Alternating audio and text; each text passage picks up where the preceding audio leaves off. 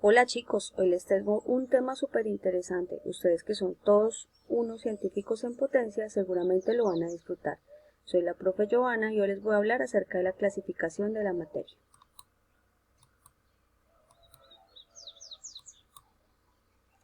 ¿Cómo se clasifica en general la materia?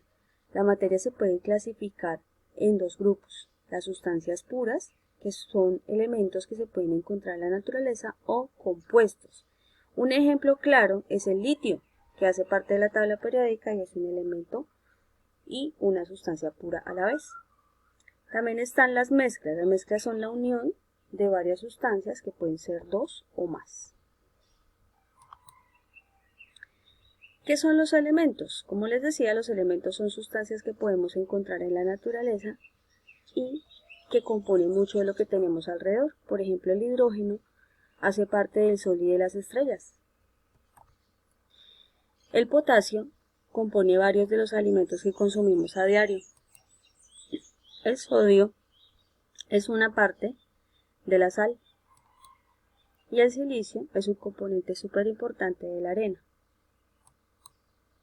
Organizados en la tabla periódica los podemos ver de esta manera. La tabla periódica se organiza en grupos, en periodos, en colores y nos muestra una representación acerca de qué tipo de material es el que está componiendo cada grupo. Si por ejemplo son gases, si son metales, si son metaloides. Cuando hablamos de compuestos, quiere decir que hay dos elementos o más que se unen para conformar un compuesto. Por ejemplo, el agua, ¿cierto? Hidrógeno más oxígeno. En oxígeno hay dos moléculas. En nitrógeno hay dos moléculas de nitrógeno. En el dióxido de carbono, el carbono más el oxígeno y así sucesivamente. Pero ya cuando hablamos de mezclas es porque se han unido dos sustancias para componer algo que se convierte en algo ya diferente. Esas mezclas pueden ser homogéneas o heterogéneas. Entonces tenemos por una parte las mezclas homogéneas. Las mezclas homogéneas son aquellas que no se pueden diferenciar a simple vista en sus componentes. Por ejemplo, para poder hacer café necesitamos agua, necesitamos azúcar y el café propiamente dicho. Pero luego de tener esta mezcla hecha es imposible ver los elementos separados. Si tenemos una crema de tomate, igualmente va a ser imposible poder notar sus elementos por separado, y si tenemos un juguito de naranja, no va a ser posible identificar el azúcar por una parte y la fruta por otra. En cuanto a las mezclas heterogéneas, sabemos que son mezclas en las que sus elementos sí se diferencian a simple vista, como en este caso, estas partículas de arena y el agua son perfectamente visibles y separables. Aquí tenemos algunos ejemplos. Entonces, estas serían mezclas homogéneas porque sus componentes no se diferencian. Aquí seguramente tuvo que haber pigmento rojo y pigmento azul, pero ya no se notan porque ya son una sustancia nueva. En esta crema de tomate, o en esta salsa de tomate mejor, debe haber elementos grasos como el aceite, debe haber tomates, debe haber un poco de sal, un poco de azúcar, algunos conservantes, pero nada de esto lo vemos a simple vista.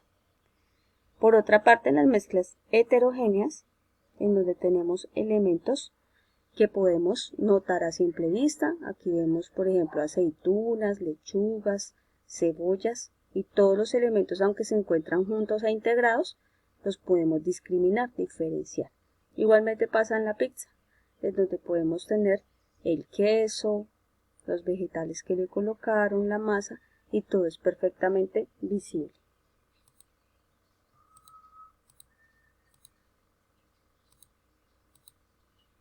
Bueno, otra cosa súper importante, ¿cómo se separan las mezclas? Porque es necesario saberlo. Porque de alguna manera u otra ese es un procedimiento químico que tenemos que aprender a realizar. Entonces, tenemos por una parte el tamizado. El tamizado es un proceso que ayuda a separar una mezcla cuando, sobre todo, tiene componentes sólidos y líquidos. Entonces, ¿qué se hace? Se usa un tamiz, que puede ser, por ejemplo, esta malla que tenemos acá, También puede ser el colador que usa la mamá, el filtro. Este, por ejemplo, puede ser un ejemplo de lo que sucede en las construcciones, cuando los constructores trabajan dividiendo la arena, sacándole las piedritas para tener la parte más fina para la mezcla con el cemento. Entonces, eso se llama tamizar. Está también la imantación. La imantación es quitar los elementos metálicos de una mezcla. Por ejemplo, el señor que trabaja en su taller de carpintería, en donde seguramente tiene muchísimo acerrín en su suelo y en donde también se le han caído piezas metálicas, por ejemplo clavos. Si él quiere recuperar sus clavos, deberá usar la imantación. Por medio del imán va a recuperar los clavos que son metálicos y que puede extraer fácilmente. En la decantación podemos encontrar entonces un tipo de separación de mezcla en la que se usa estos aparaticos de acá, este embudo y estos tubos para poder separar una sustancia de la otra. También está la destilación. La destilación es un proceso en el que se ha separado una mezcla que era homogénea y en donde normalmente hay líquido y gas. Entonces se usa un poco de calor, se usan artefactos como este y se usa un tubo por el que va a ir bajando lentamente al otro lado lo que ya se ha destilado. Este es el proceso que se usa, por ejemplo, para elaborar perfumes o licores. Está también la filtración, que es en donde por medio de un filtro, que puede ser este de acá, podemos separar algo que ya había mezclado y que vamos a separar en sus partes, dejando en el filtro una parte de la mezcla, una sustancia, y pasando a través del filtro recuperaremos otra. Y en la evaporación que tenemos acá, usamos calor, como la palabra lo indica, se usa el vapor para poder extraer un poco de la sustancia y recuperar lo que teníamos allí. Por ejemplo, el agua salada, si se somete a este proceso, dará como resultado recuperar la sal de la mezcla. Chicos, espero que hayan aprendido bastante y que les haya quedado muy claro el tema. Muchas gracias.